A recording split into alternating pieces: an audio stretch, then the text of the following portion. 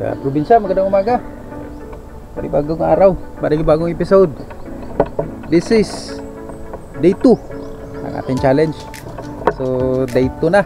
At ilang araw kaya natin bubunuin to. Hindi natin alam kung ilang araw, pero tuloy-tuloy lang natin. So ito yung ating, nako, hindi kaya malanta ito, pero kaya pa naman itong buhayin. Itong ating alugbate. So sabi ko nga kahapon, dito natin itatanim. Ang oras natin 8:40 na. Isang mabilisang vlog lang to. Ay ko, lalit pala yun. Buslot tayo dun ah. Harap tayo ng pwesto rito. Pagtataniman natin. Eh na, sobrang sukal na dito. Yeah. Pero ang lupa rito maganda, malambot. Baka itong part na dito na lang ilalagay natin sa gitna kasi yung mga kambing nangangain ng kambing yan sa parting yan, sa gitna dun, parting yan. Tatayo lang natin to dito yung camera, linisan natin din sa gitna para pagtataniman natin at tabi muna natin yan. Hik! Baboy yun. Tatayo natin ito dito. Kagandahan sa lupa na to, ito nakabuta tayo, dapat pala may gloves din.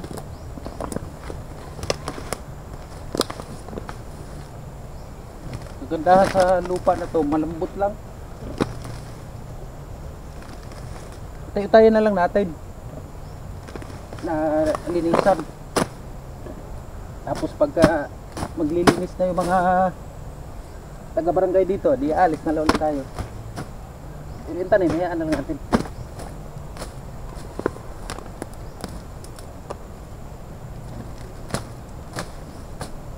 Sobrang masukal.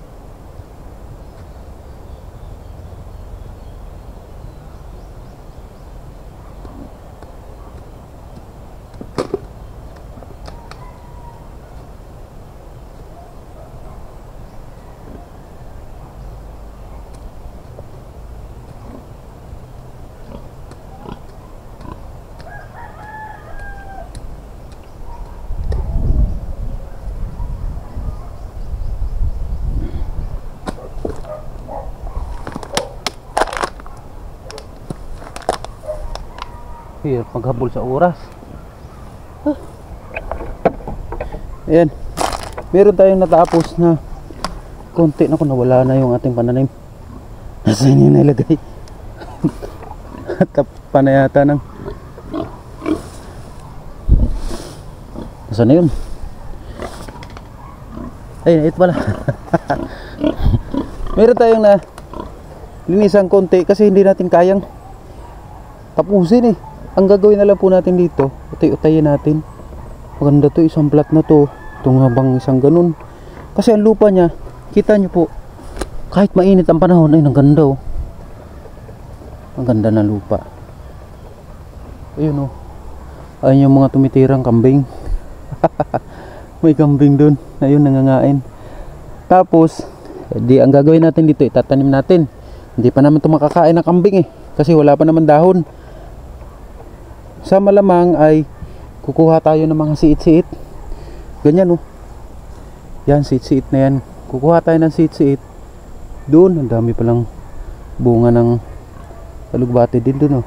Tapos dito, ang daming kamote. Ito yung tinanim nila nung sa barangay, kaso lang natigil na. Kaya simulan uli natin, buksan natin to.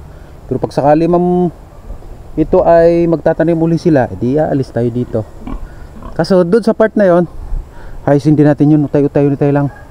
Kasi sabi nga, di ba may challenge tayo. Kaya itong challenge nito ay napakahaba ng lalakbayin ng challenge na to. So try natin kung magsasucess. Pero hindi tayo titigil hanggat hindi tayo magsasucess. Siyempre, lagi tayong manalangin sa Diyos na malakas ang ating pangangatawan para araw-araw tayo nakakagawa. At kahit mabilisan lang kasi 8:50 na. Eh kailangan kasi 9 AM matapos na ako dito o 9:05 kasi may pasok pa. So hinabol lang natin to, siningit lang natin to sa oras natin kasi nga talagang maiksi lang ang oras natin kasi sa umaga naghahatid tayo ng ating estudyante alas 7, tapos nakakabalik tayo mga 7:30 hanggang 8. So kaya pag 8 AM na pagbalik natin, minsan nagkakape tayo o nakain. Kaya ang gagawin natin ay yung oras pinagkakasya-kasya na lang. Kaya ko dito sa gitna inilagay para kung sakali hindi sana mapasukan ng kambing. Kaso lang hindi natin alam, makakapasok pa rin yan. Kaya kukuha tayo ng seat. Yung seat na yun, kukuha tayo doon sa may mga kawayan. Mga kawayan naman dyan. Kukuha tayo sa isang araw. At yun din yung content natin, isang buong content din yun kasi alam nyo naman kailangan mabilisan lang tayo. So ganun pa man, itatanim ko muna itong alugbate at marami na yan pag yan ay sumibol o yung mabuhay na. Tatanim ko muna bago natin ituloy yung ating kwentuhan. Bababa lang natin dito, wala nang edit ito, dire-diretso na yan. Taka ano lang oh, anino, maganda, parang maganda pang thumbnail yan anino, ayun oh. Malakas. Ayan, so itanim muna natin to.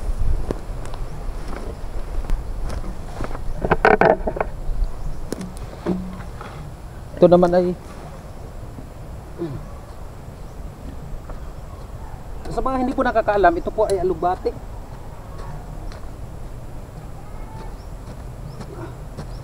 Madali lang po pabuhayin to.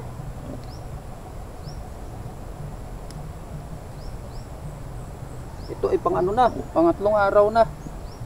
Simula nung dinala natin to dito, pangatlong araw na.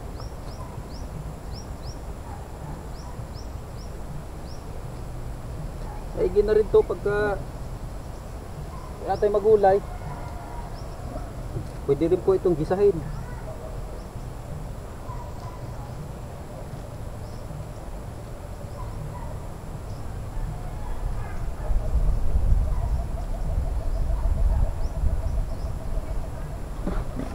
Sayang yung lupa eh.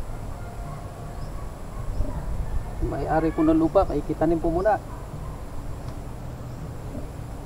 Dali lang naman itong bunutin pag sakaling pinapabunot na mayari.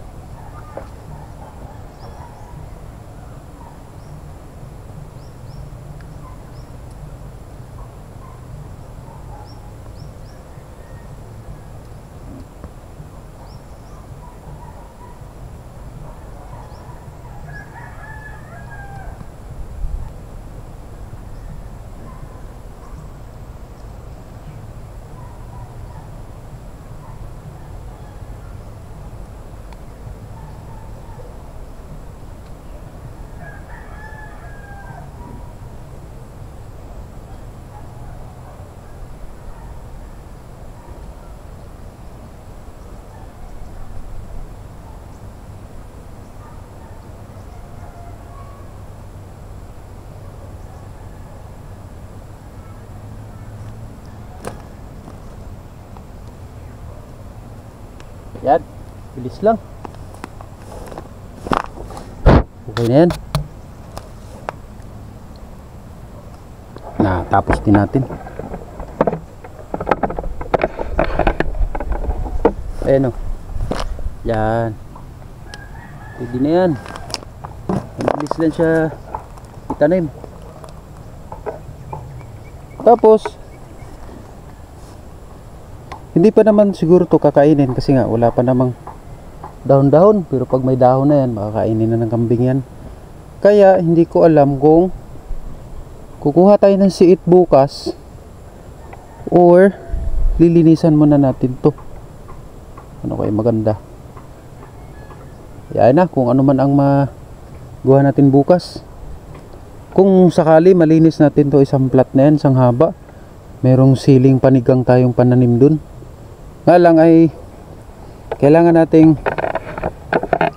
bumili ng insecticide na sprayer, kasi kailangan yun, kasi pagka hindi natin inisprehan ng insecticide kagaya nito, yan, gaya nyan, merong okra na pwedeng pantanim. Ayan, may mga insekto na pumapatong dyan pagka walang spray, pero pagka na-sprayhan yan, yan mga yan, wala yan. Okra, pwede na tayo magtanim ng okra dyan. So, medyo masukal na talaga. Ayos na yan kahit konti. Ang importante may nagawa tayo. Siyempre may pang-upload din tayo kasi dapat araw-araw mayroon tayong magagawa kahit pa paano. 8:56 na ng umaga.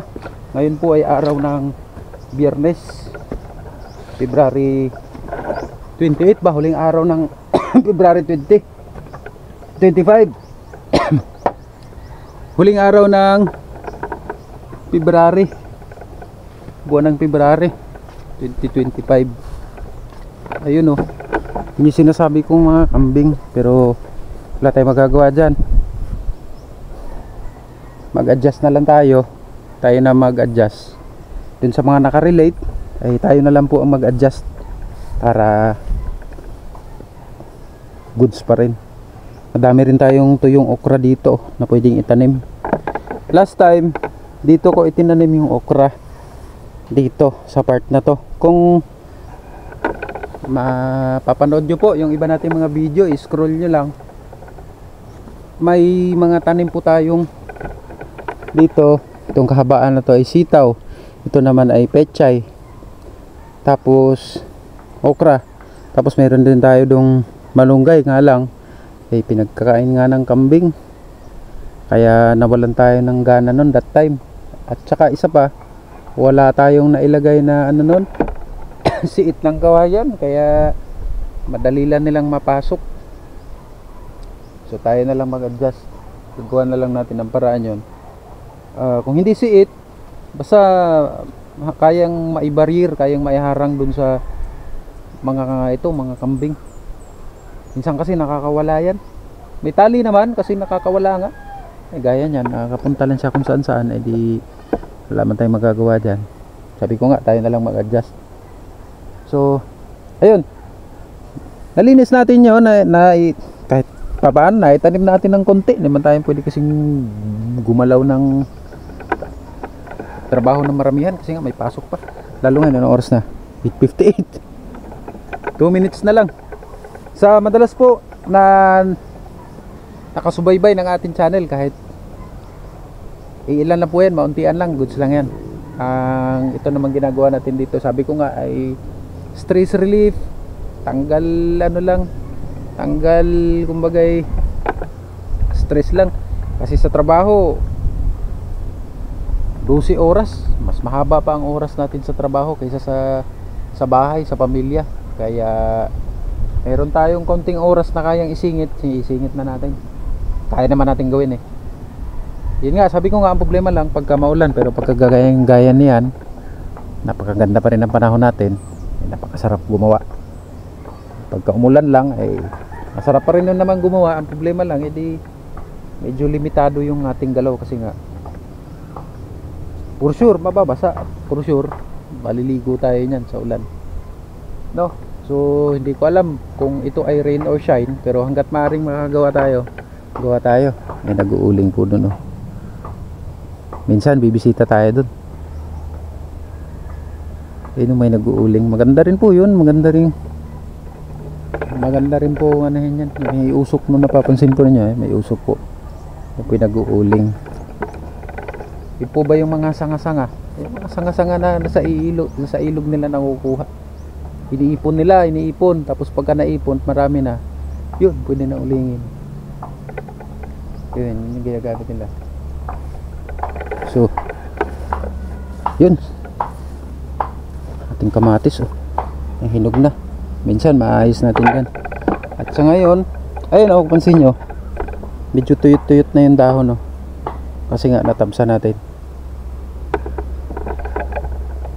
Mainit. So to God be the glory pa rin, kasi ito napapawisan tayo. Thank you. So yun, it's already 9 AM na, alas 9 na ng umaga. Kaya kailangan na nating umakyat. At meron tayong niluto kanina na sinigang. Kakain tayo para pagka tapos natin kumain, edi papasok naman sa trabaho. So yun, maraming salamat muli. Shout out po sa mga palagi pong nanonood sa atin, especially number 1 na yan, si Robert. May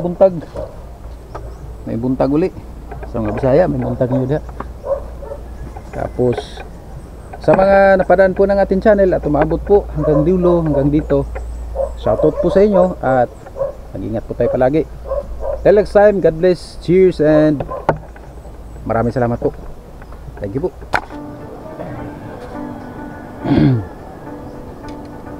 Lord, salamat sa pagkain.